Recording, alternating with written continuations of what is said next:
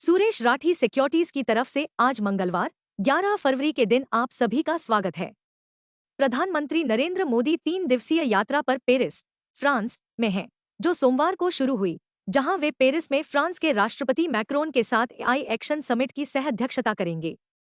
सभी की निगाहें पीएम मोदी की संयुक्त राज्य अमेरिका यात्रा पर होंगी, जहां वे भारत अमेरिका सहयोग बढ़ाने के लिए राष्ट्रपति डोनाल्ड ट्रंप के साथ बातचीत करेंगे। राष्ट्रपति ट्रंप के साथ चर्चा आपूर्ति श्रृंखला, लचीलापन, व्यापार, प्रौद्योगिकी, ऊर्जा और रक्षा पर केंद्रित होगी। इस बीच अमेरिकी राष्ट्रपति डोनाल्ड ट्रंप की अमेरिका में सभी स्टील और एल्यूमीनियम आयात पर 25% टैरिफ लगाने की योजना है, जो लगभग $1 बिलियन के भारतीय निर्यात को खतरे में डाल सकती है। स्रोत: मनी कंट्रोल। इस सप्ताह का ध्यान अमेरिकी इन्फ्लेशन के आंकड़ों पर भी रहेगा, जिसमें बुधवार 12 फरवरी को अमेरिकी सीपीआई, रिटेल इन्फ्लेशन, और गुरुवार 13 फरवरी को पीपीआई, होलसेल इन्फ्लेशन, के आंकड़े आएंगे। कॉर्पोरेट इंडिया की तीसरी तिमाही की आय आज आने वाली है। Lupin, Berger Paints, Vodafone Idea, IRCTC, SAIL. Apollo Hospitals Q3 FY25 परिणाम। अपोलो हॉस्पिटल्स ने तीसरी तिमाही में 51.8% का सालाना लाभ 372.3 करोड़ रुपए दर्ज किया।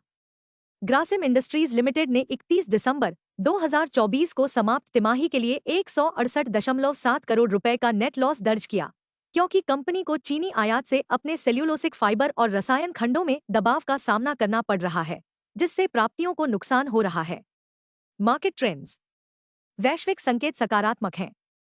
कल के सत्र में एफआईआई 2,464 करोड़ रुपए के शुद्ध विक्रेता रहे, जबकि डीआईआई ने 1,516 करोड़ रुपए के शेयर खरीदे। भावनाएं जोखिमपूर्ण होने की संभावना है।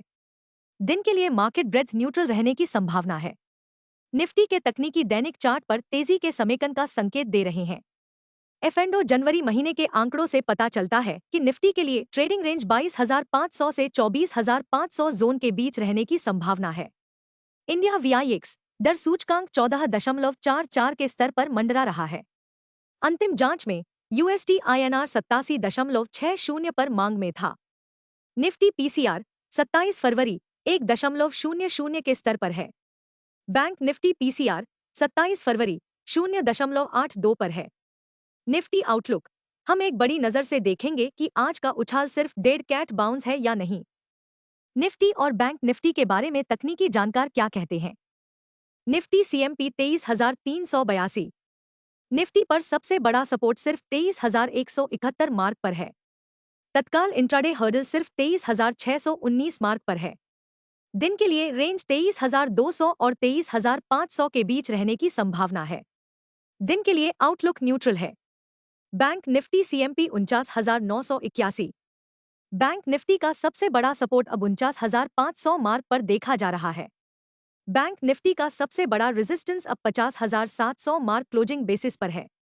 बैंक निफ्टी की दिन की रेंज 49,500 से 50,300 के बीच रहने की संभावना है।